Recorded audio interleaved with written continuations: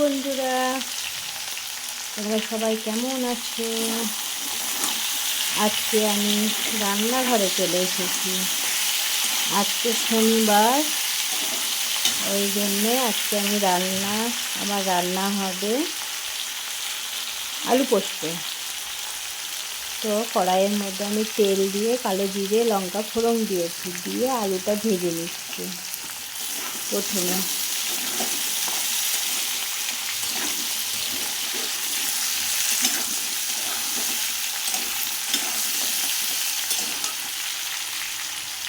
আর এখানে আছে বেগুন ভাজা করেছি। শনিবারের দিন আলু পোস্ত আর বেগুন ভাজা, এটুকুই হবে। টমেটো আছে এখানে, টমেটোটা আমি পোস্তর মধ্যে দিয়ে দেব। এর মধ্যে আমি টমেটোগুলো দিয়ে দেব।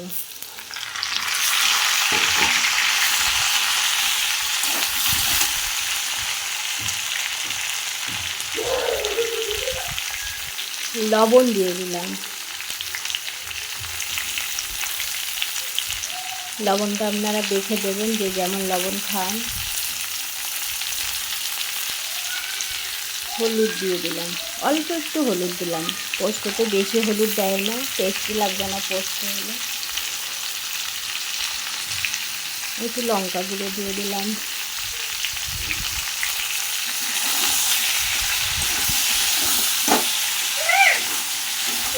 বলো, লবণটা দিলে টমেটোগুলো সব গলে যাবে। একটু নিয়ে নেড়ে ছেড়ে একটু ঢাকা দিয়ে দেবেন। এবার আমি ঢাকাটা খুলে দেখে নেব। হাওয়া দিচ্ছি আমার জানলা দিয়ে। টমেটোগুলো গলে গেছে অনেকটাই। হাতে করে খুন্তি করে এরকম করে ভেঙে দেবেন টমেটোগুলো। দেখেন অনেক গলে গেছে।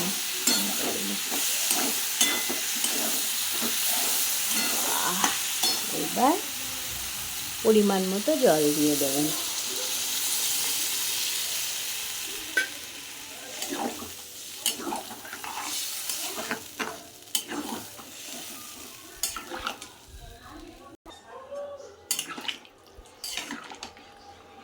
জল দিয়ে নাড়াচাড়া করে ঢেকে দেবেন। এবার ঢাকা দিয়ে দেবেন। ততক্ষণ ফুটুক, ততক্ষণ ফিরে আসছি। চলেন বন্ধুরা, দেখি এবার আলু সিদ্ধ হলো কিনা।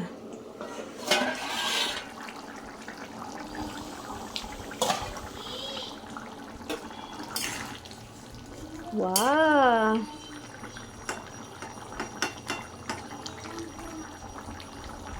আলু সিদ্ধ হয়ে গেছে। এবার আমি পোস্ত বাটাটা ফেলে দেবো। এর মধ্যে পোস্ত বাটাটা আমি দিয়ে দিলাম।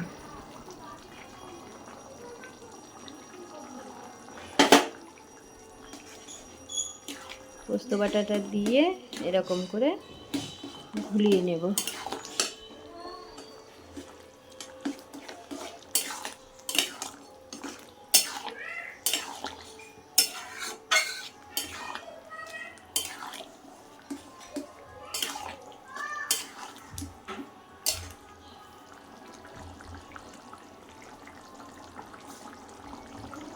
এবার আমি কটা কাঁচা পাকা লঙ্কা গোটা গোটা দিয়ে দেবো। যেহেতু গোটা দিচ্ছি, তার কারণ আমার বাচ্চা আছে, তো বাচ্চাতে ঝাল খায় না, ওই জন্য গোটা দিয়ে দিলাম।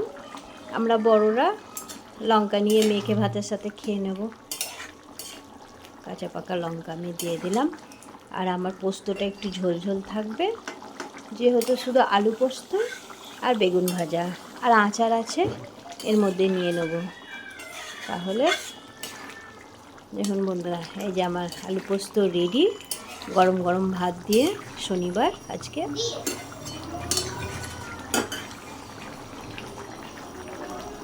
এবার আমি গ্যাসটা অফ করে দিলাম, দিয়ে ঢাকা দিয়ে রেখে দিলাম।